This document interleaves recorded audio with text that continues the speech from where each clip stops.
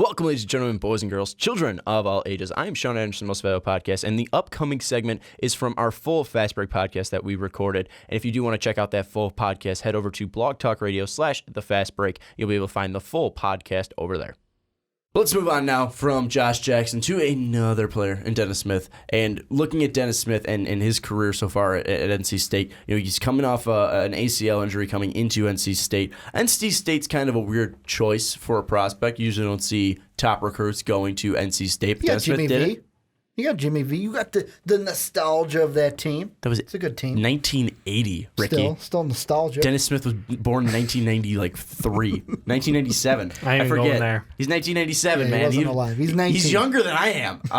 But the thing with Dennis Smith is you watch him and there's the question about his Fultz versus Ball. But Dennis Smith might be inching closer to putting his name into that basket because we even get comments on the Ball versus Fultz thing saying Dennis Smith is the best guard. So the question is Dennis Smith the best guard in the NBA draft? No. Lonzo Ball and Markelle Fultz are the best guards in this draft. Why? Smith is still number 3. Why? To me, if I was an NBA team, and to me right now, I mean, with Lonzo Ball, it's to me, with him, he's the kind of wild card because it's like, if I was looking for a shooting guard or a point guard, I'd feel confident drafting him there. But for me, the best point guard in this draft is still Markelle Fultz. It is still Fultz. It will probably always be Fultz unless something catastrophically happens. I just watch this kid play, and it's one of those things where I just look at him and I go, Passes the eye test. Yep. He's got it. Now, is Dennis Smith like, no, get the fuck out of here? No. I like Dennis Smith as well. If I was outside the top 2 and I was that number 3 team, I would take Dennis Smith. That's how good he is. Feel pretty comfortable with that. But he is number 3 looking into Ball and Fultz. I've got some concerns about Ball, to be fair. I think that he could challenge for that. I like Dennis Smith's play style. He's a bit more physical. I like the fact he's a whole lot better with the ball in his hands. Mm-hmm. I know Lonzo is big on, he gets the team incorporated. He's silky smooth with the ball. Yeah, but I'm afraid that I've seen so many big guards in the NBA have issues. And I don't even get the pun. What's the pun? Yeah. His last name's Ball. Silky smooth? With the ball. You said with the ball. His last name's Ball. Well, whatever. He plays with a bad It's a fucking sport with a ball. Oh, my God. Anyways, oh, my God. Go back to what you said. He said if I was saying he was balling out, then maybe that would be... You said with the ball, and I threw it in there. Go ahead, Dave. Terrible. Keep going. Terrible. Yeah, I've got concerns about him translating to the NBA. I think he's fantastic in college, but I think Dennis Smith's game translates better to the NBA. And the one thing, too, with Ball, and people bring it up as, well, he's shooting a high percentage. I think he's shooting like 42% from 3. But, you look at Lonzo Ball, he's got such a fucking janky jump shot. Yep. It's weird. As long as it goes in, I don't care. But the thing is that NBA defenders will be able to stop that wind up from the hip that he goes like this. It's like, what is, like... He's giving them so many opportunities to block it. He's coming up from the same angle all the time. It's the shooting motion. It doesn't matter if it doesn't go probably I would more put him over into a shooting guard because then I can have him just be a spot-up shooter. But he's better with the ball in his hands. I mean, you can have him do both. You can still have him be a point guard some of the times. I would say Fultz is more of the guy that can go to the shooting guard because he's a guy that doesn't need the ball in his hand because he can go off ball. I mean, he's better with the ball in his hands. He fits more of that Kyrie Irving mold. Yeah, I would say so. But I mean, even then, I mean, he's bigger. I look at him and I would say he's more able to go to the shooting guard because I think Lonzo Ball's most effective with the ball in his hands. So I look at Dennis Smith though, and I think he is probably, if we have to say anything, I think he's probably the guy that can translate to probably the most modern guard in the NBA. If we're looking at James Harden and Russell Westbrook, I think that his explosiveness and that his athleticism could help him become to a level where he's a guy that's averaging or close to averaging a triple-double. I think Markelle Fultz can be a fantastic player, but I don't know if I can see him, and he's doing it right now, so maybe I'm saying that wrong. But he's doing pretty good, but I want to see him on a team with other guys. Yeah. And that's what we haven't got a chance to see on that Washington team. Dennis Smith isn't playing with the phenomenal players like in NC State, but I would still say that's the comparison when you look at Lonzo Ball and go, all right, how much talent is around him that makes him look better? And, how much of it is a system, how much is coach and quality of opponent.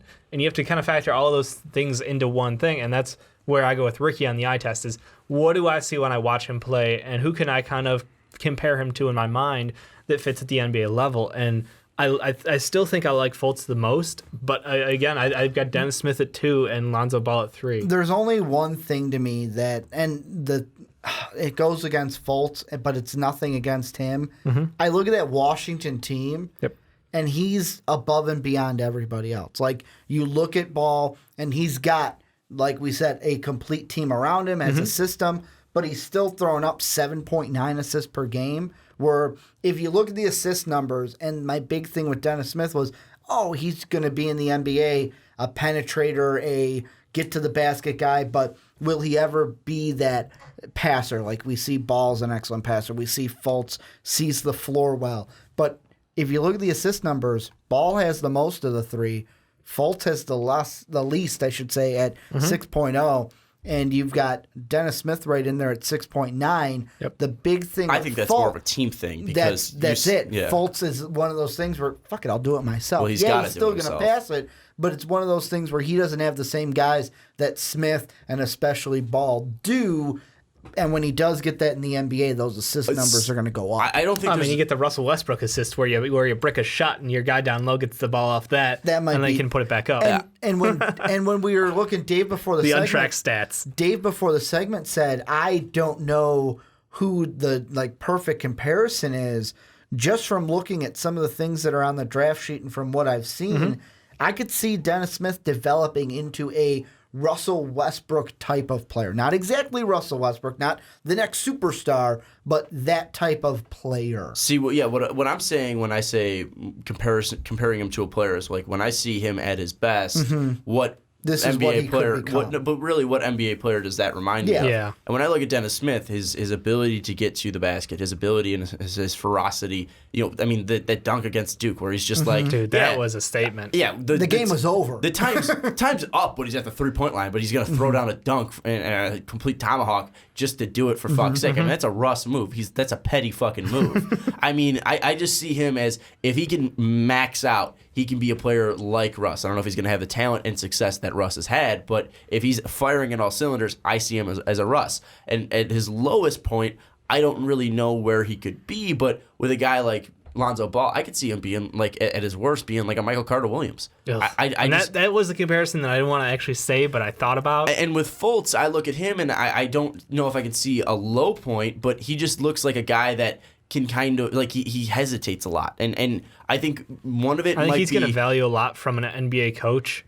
I really do. But in an NBA team. But I think when I look at Fultz too. I mean, you look at the UCLA Washington game. I mean, Lonzo had a better performance because he didn't shut down Fultz, but he also has a better team. But when you look at it, I mean, he was just more efficient on the floor. Where Fultz is completely out there on an island. He's forcing up shots. He seems a little hesitant going to the hoop. He's really once he starts going there, he's not that hesitant. But he is very slow. And when I was watching him, I'm like, well, he's kind of like Le'Veon Bell before Le'Veon Bell hits a hole. He's very patient and dancing around. I think that's what kind of turns off people. So I think it's tough to kind of go off these guys. But when I look at Fultz, I see a guy that can be an all-around great player. I think that he can do it passing, rebounding, scoring, getting the hoop, and shooting. I just think it's more of what can he do with help. And I think the biggest knock on him is he aggressive enough, and what will he actually do when help's around him? When I look at Lonzo Ball, I see a team leader out there. I see a fantastic passer, facilitator, a guy who's unselfish, and that's what you want in a point guard.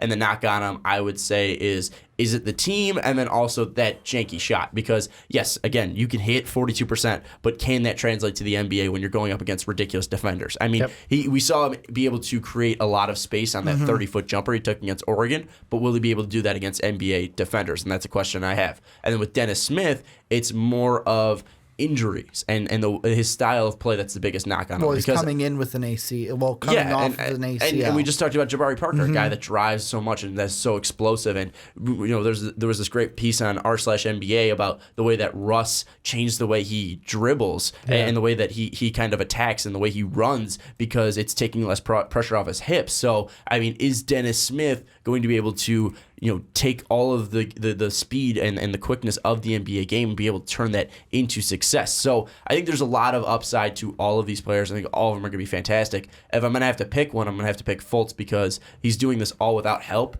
And if he does get help, he won't have to force as many shots up, and he will be able to, kind of lead his team. And he's got good vision. He's got the ability to drive. He's got like a long wingspan, and you just look at him, and he's just very flowing on the basketball court. And the one guy that I'm kind of iffy about out of the most of them is Lonzo Ball, but I could see him being like a plug and play player guy. Like, you know how like Rondo had like that perfect fit when he first got to Boston? It was like, if you get the right cast around him, I could really see this guy succeed right off the bat and have an impact on a team. And the thing with Ball though is also, I think he has the less chance to become a superstar, but I think he also has the less chance to flop. So his ceiling is lower, but his floor is higher. Pretty much. Yeah. And I it's think, a safe pick. And I think with pretty much Dennis Smith, it's like his ceiling could be a complete superstar, and his floor can be he's done after a year. I want to throw if he gets this injured, question out. But that's what I'm saying. And this has to do with Dennis Smith. Let's say, according to Tankathon, let's say the top two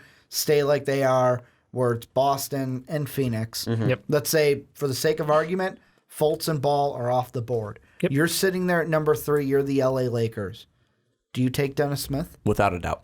Yeah, I think. And then if you do, D'Angelo is what do you do with D'Angelo then? You put him at the 2. That's a big thing. You put him rock him at at the 2, and you feel good about your bench guys too. Because D'Angelo can shoot, D'Angelo can score, D'Angelo doesn't need the ball in his hands. He's a guy that can come off screens. He's a guy that doesn't need to be a facilitator. Where Dennis Smith can be that guy who can be a leader on your team, who can take that ball to the bucket. He can pass it out. He's got great vision. I think that's actually a great fit for. Yeah. I like that. I think probably the worst fit for the Lakers guard wise is probably Fultz. Because I don't know if he can really step up and be a leader where you need a leader on that Laker team. So that's why I like Ball the most to LA. I think that's why Dennis Smith can do that as well. Where Fultz, I think that's probably the worst one. Where with the Celtics, you just have a great team around him. It's with Ball, he becomes the 2 to Russ's or D'Angelo's 1. Where it's if Dennis Smith comes in, you're moving Russ over no matter what. I'm moving Russ over no matter what. I want Lonzo Ball to have the ball in his hands. Okay. I think if you want the leader of that team to be your point guard, I don't think it matters about size. I don't think it matters